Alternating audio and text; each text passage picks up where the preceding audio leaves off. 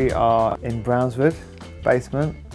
This is where I've kind of had my sort of HQ for quite a few years now. It used to be where I lived, and I loved it so much that I couldn't leave it forever, so I basically kept it as a sort of business place. Quite a lot of DJs and artists, they like to stay here when they're playing, so it's kind of a mini hotel. The whole idea of there being a scene or a place where everyone can meet, that's how any good music's happened.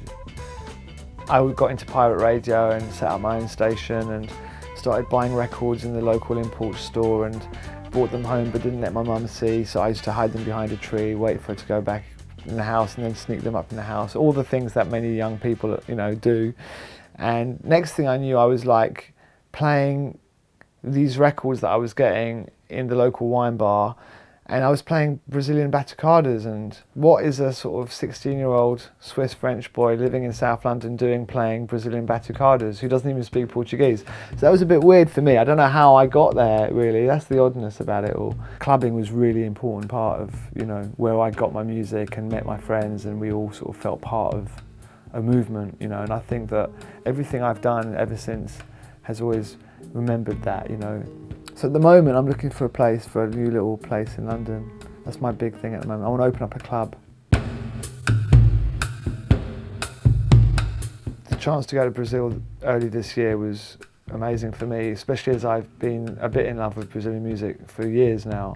So to go out there in 2014, the year of the World Cup, 2 years before the Olympics, and to be able to sort of handpick my sort of favourites was great, So I got to Rio de Janeiro and just got a great band, which was put together by Alexander Cassin, and my engineer was Dilip Harris, who engineered the last Mount Kimby album, and mixed the records, and it's coming out middle of May, so it's been a real massively fast turnaround. In fact, the record label hasn't even had the chance to turn it down.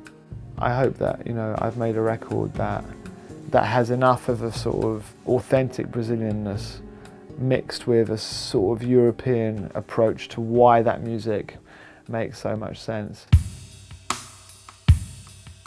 I really enjoy doing what I do.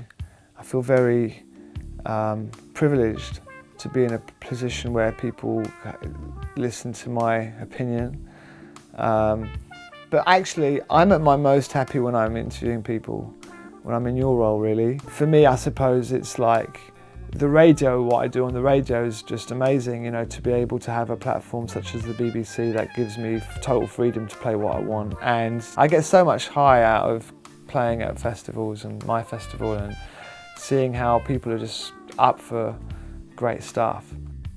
I think if you're too safe in what you do, I think that you lose your edge. And so I think I've always tried to push my limit.